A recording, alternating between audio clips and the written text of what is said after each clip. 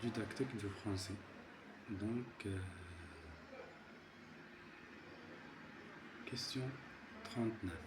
Pourquoi l'adulte peut-il mieux influencer le comportement de l'enfant élève? Donc, ici, il y a la A, la permissivité, le comprendre, le conseil, l'exemple. Donc, la bonne réponse ici, c'est D, l'exemple. Donc, l'exemple. Passons maintenant à la question 40. Qu'est-ce que caractérise un apprenant autonome? Donc, A, il est capable de se définir des objectifs d'apprentissage. B, il est capable d'élaborer un contrat d'apprentissage. C, il est capable de communiquer avec l'enseignant. D, il est capable de lire des textes d'Eva. Donc, la bonne réponse, c'est A. Donc, il est capable de se définir des objectifs d'apprentissage. Passons à la question 41. Qui peut gagner l'élève qui fait régulièrement ses devoirs hors classe? A. Autonome, responsabilité, sens du devoir, encouragement. B. Autonome, responsabilité, sens du devoir, confiance en soi. C. Autonome, responsabilité, compréhension, confiance en soi. D. Autonome, responsabilité, sens de, ainsi de suite. Donc la bonne réponse c'est B. Autonome, responsabilité, sens de devoir, confiance en soi. Passons maintenant à la question 42.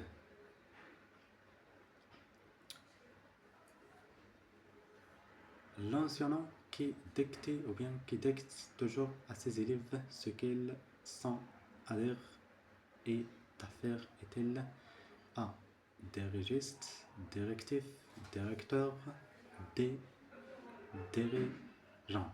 Donc la bonne réponse c'est A. Donc dirigiste.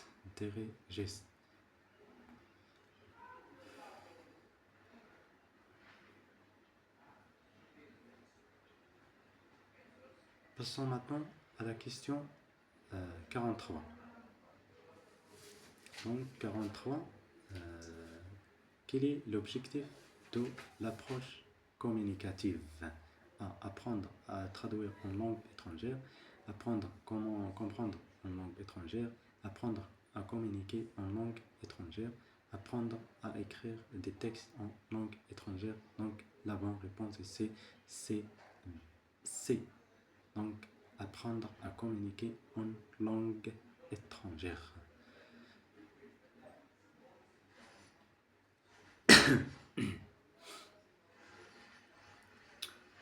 Question 44. Sur quoi insiste l'approche communicative? Donc, sur quoi insiste l'approche communicative? A. Il insiste sur la langue orale sans passer par l'écrit. B. Il insiste sur l'oral, l'édition et la préfection phonétique.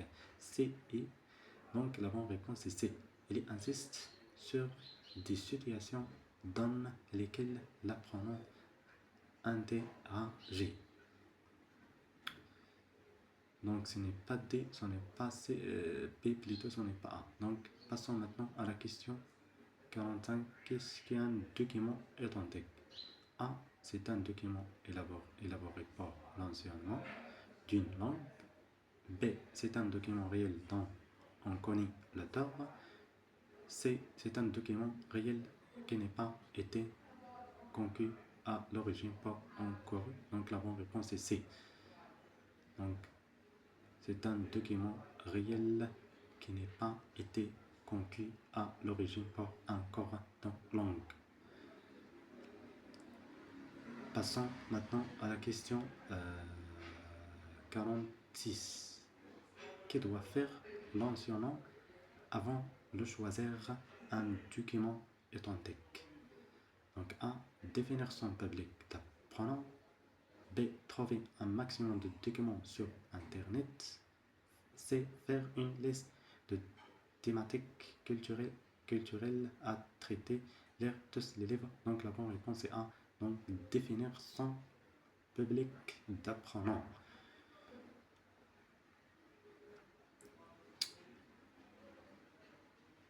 Passons maintenant à la question 47. Sur quelle notion insiste l'approche actionnelle? Donc A, la grammaire, B, le style, C, la tâche, D, l'exercice, E, l'acte de parole, F, l'activité. Donc la bonne réponse ici c'est C, la tâche. Donc la bonne réponse c'est la tâche. Donc A, B, D, E, F sont incorrects.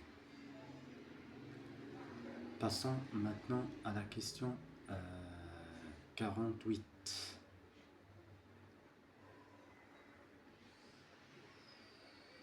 Dans l'approche actionnelle, pour réaliser une tâche, l'apprenant doit être capable de A. Mobiliser des connaissances linguistiques et des capacités langagières.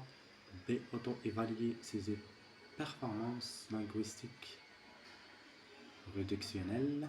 Donc la bonne réponse ici c'est C. Utiliser surtout des stratégies cognitives socio effective. Donc A, B, D, incorrect. Question 49. La culture est comparée à un iceberg parce que A, elle est différentiellement accessible sans les moyens linguistiques appropriés. Donc la bonne réponse ici c'est C. Elle se compose d'une partie visible et d'une partie cachée. D'une partie cachée. Donc A, B, D, incorrect. Passons maintenant à la question 50. Pourquoi est-il important que les apprenants acquièrent une compétence culturelle? Pour avoir une bonne culture générale, pour comprendre l'importance des traditions culturelles, pour décoder, comprendre certaines. Donc la bonne réponse ici c'est D, pour apprendre et décrire d'autres cultures. Passons maintenant à la question donc 41, plutôt 51, qui doit privilégier une éducation interculturelle. Donc c'est A. Un regard étonnant centre sur la culture des apprenants. Donc la bonne réponse est B. Des regards croisés entre la culture des apprenants et d'autres cultures.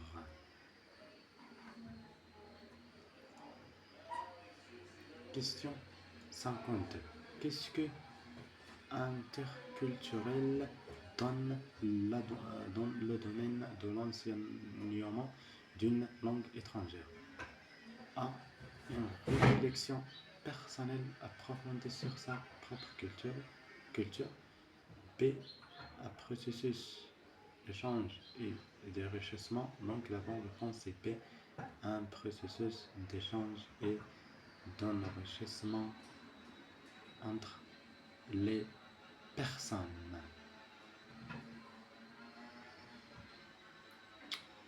Question 53. Qu'est-ce qui caractérise une charge culturelle partagée? Donc A, il est commune à tous les membres d'une culture. Il est partagé avec plusieurs culturels. Il ne concerne qu'une partie d'une culture. Donc la bonne réponse est A. Elle est commune à tous les membres d'une culture.